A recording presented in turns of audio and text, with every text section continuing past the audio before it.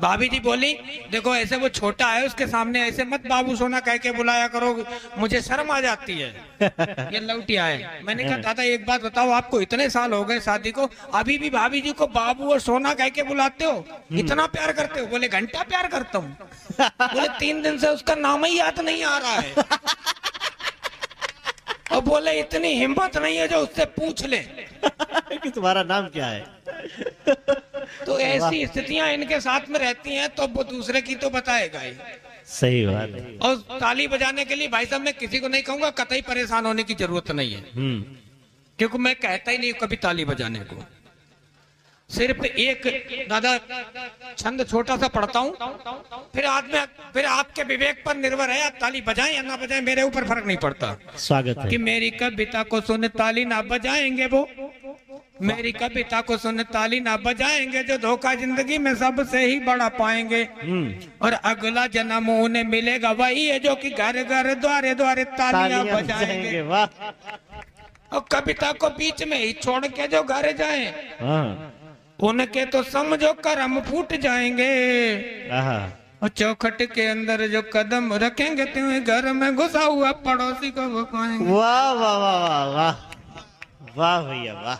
अब ये स्थिति अगर झेलनी हो तो ना बजाना, हमें फर्क नहीं पड़ता है। अब देखो अपन का काम है पढ़ना, पढ़ के जाएंगे क्यों। और सिर्फ एक ही विषय पर पढ़ूंगा भाई साहब, दूसरा विषय नहीं छूता हूँ।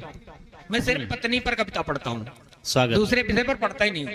क्योंकि वजह क्या है दद्दू, पत्नी पर कविता पढ़ते क्यों है कि आते नहीं थे दुनिया में ढकेले गए हैं। वाह।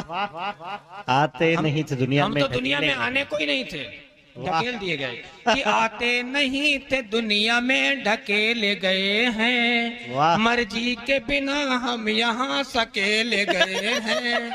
सकेले गए। और पहले थे बाप कूटते अब कूटती पत्नी। वाह। पहले थे बाप कूटते अब कूटती पत्नी, दोनों ही तरफ हम तो सिर्फ पेले गए हैं।